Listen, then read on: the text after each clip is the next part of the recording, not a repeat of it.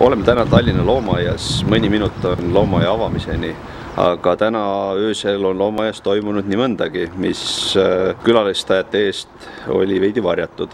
Et mis siin täna öösel siis toimus?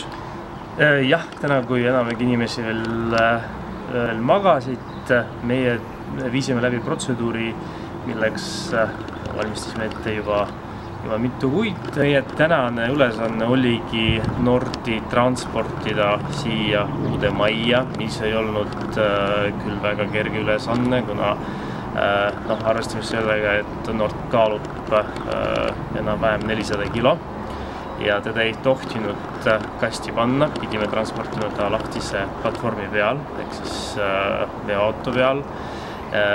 Kuna jääkar on ikkagi väga suur ja väga ohtlik kiskja, siis sellega olid seotud teatud riskid, aga ka nendega saime hakkama.